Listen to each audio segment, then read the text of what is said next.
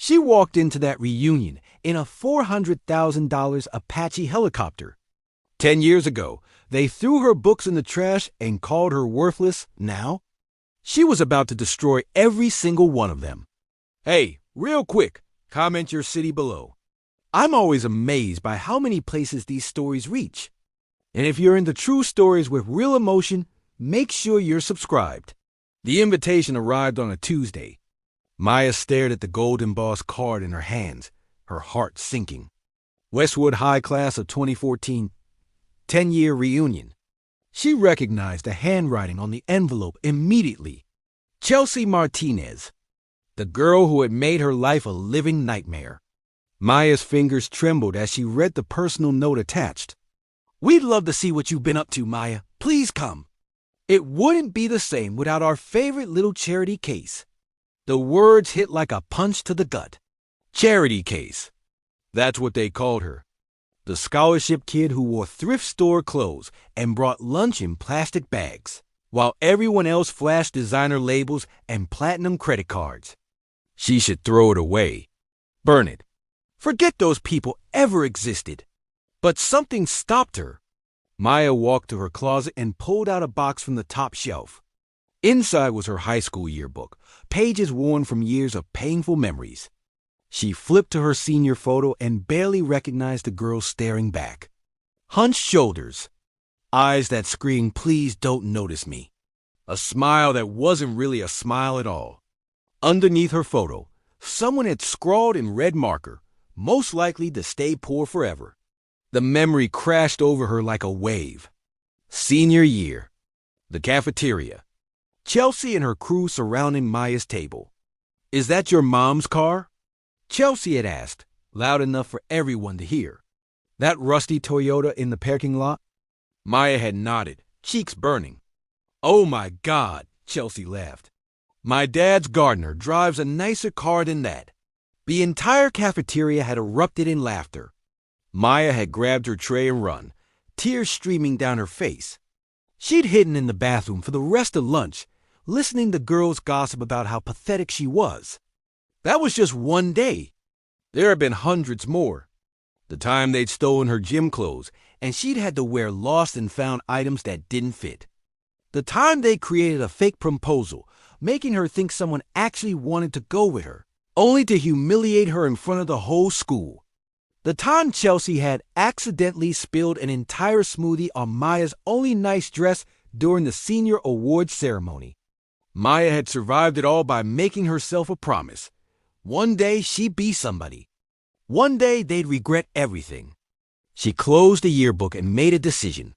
She was going to that reunion, but not as the Maya they remembered. 2 weeks later, Maya sat in a briefing room at Fort Bragg, North Carolina. The reunion was in 6 hours. Her commanding officer, a stern woman named Colonel Patricia Hayes, reviewed the plan one final time. "You're absolutely sure about this, Captain Chun?" Colonel Hayes asked. Maya nodded. "Permission to use the Apache for personal transport, ma'am. I've logged over 800 flight hours. The reunion venue is 47 miles from base. I'll file a training exercise." The colonel's lips twitched into something that might have been a smile. "Your high school classmates have no idea what's coming, do they?" "No, ma'am." "Good. Show them what you're made of." At the Westwood Grand Hotel, the reunion was in full swing. Chelsea Martinez stood at the center of attention, just like always. She'd married rich, divorced richer, and now spent her days running a lifestyle blog and spending her settlement money. Her dress probably cost more than most people's monthly rent. "Has anyone seen Maya Chun?" Chelsea asked her friends, barely containing her grin. "I sent her a special invitation." "You didn't," gasped Jessica Park, another former tormentor. "I absolutely did. I want to see what became of our little scholarship queen. I bet she's working retail somewhere, probably gained 50 pounds, definitely still single." They all laughed. "What time did you tell her?" Jessica asked. 7:30. Right when we're doing the "Where Are They Now" presentations. Chelsea checked her watch. 20 minutes. This is going to be hilarious. Outside, The sun was beginning to set, painting the sky in shades of orange and purple. Then they heard it, a distant thumping sound.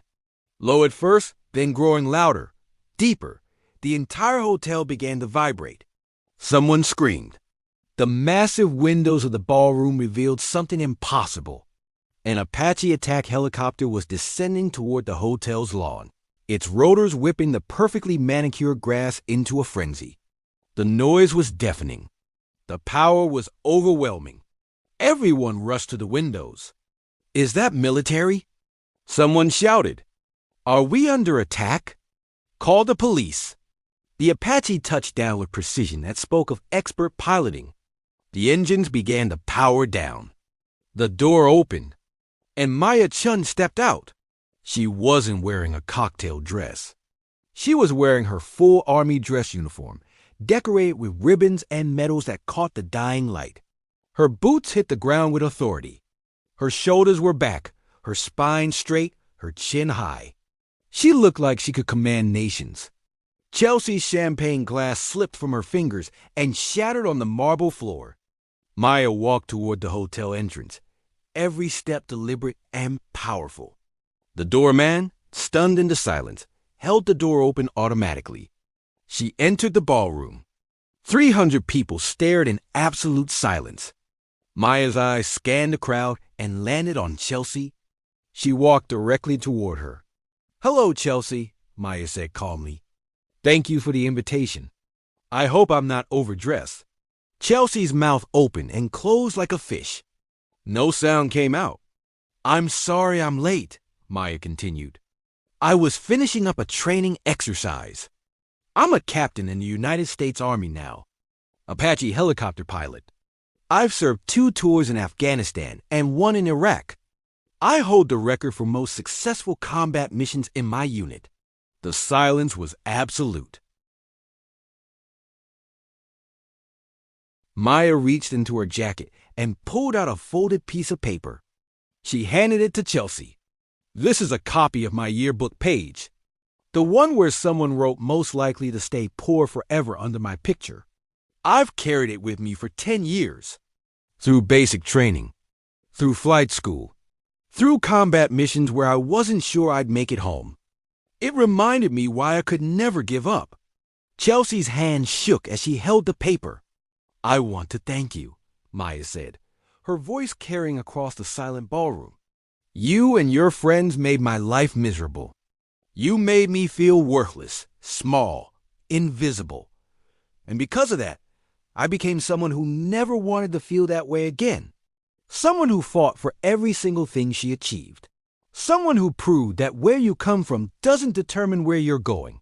Maya's eyes swept across the crowd, landing on each person who had once made her cry.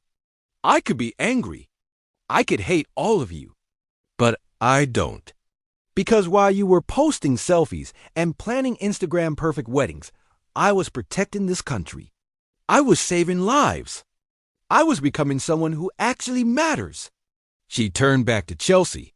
"You invited me here to mock me, to make yourself feel superior, to prove that high school popularity means something in the real world." Maya paused, letting the words sink in. "How's that working out for you?" Chelsea's face crumpled.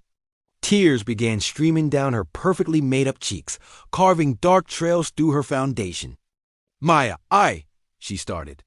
"Don't," Maya said quietly. "I didn't come here for an apology. I came here to show you something. That girl you tortured? She's gone. You can't hurt her anymore. She doesn't exist." Maya pulled out her phone and showed Chelsea the screen. It was a photo of Maya standing with her Apache crew in front of their helicopter, all of them grinning, arms around each other's shoulders. A real family. Real friends. These are my people now. They respect me for who I am, not what I wear or where I came from. They trust me with their lives." She put the phone away. "I have everything I ever wanted. A career I love, purpose, pride, self-respect. Can you say the same?" Chelsea couldn't speak. She just stood there, sobbing. Maya turned to address the entire room. I hope you all have a wonderful evening reminiscing about high school. I have an early flight tomorrow. Training exercise over the Atlantic. She started walking toward the exit, her boots clicking against the marble with military precision. Then someone started clapping. It was David Chun, a quiet kid who'd also been bullied. He stood up from his table, applauding with everything he had. Then another person joined. Then another. Within seconds, half the ballroom was giving Maya a standing ovation. She paused at the door, turned, and gave a small nod of acknowledgement. Then she walked out, climbed back into her Apache, and lifted off into the darkening sky. Chelsea stood at the window, watching the helicopter disappear into the distance, its lights blinking like a distant star. Jessica touched her shoulder. "Are you okay?" "No," Chelsea whispered. "I'm not. I spent 10 years thinking I was better than her. 10 years bragging about my life, my marriage, my money. And none of it made me happy. None of it gave me what she has. What does she have?" Chelsea watched until the Apache was completely gone. Everything that actually matters. 3 days later, Maya was back on base when her phone buzzed. An email from an unknown address. She opened it cautiously. "Captain Chun, this is David from the reunion. I got your contact from the alumni directory. I hope that's okay. I just wanted to say thank you. You inspired me to finally quit the job I hate and apply to the police academy. I've been too scared for 5 years.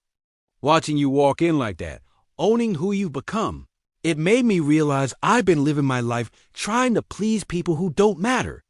You changed something in me that night. Thank you for being brave enough to show us what strength really looks like." Maya read it 3 times, a warm feeling spreading through her chest. She replied, "David, you don't need to thank me. You just need to do what scares you. That's where the real life begins.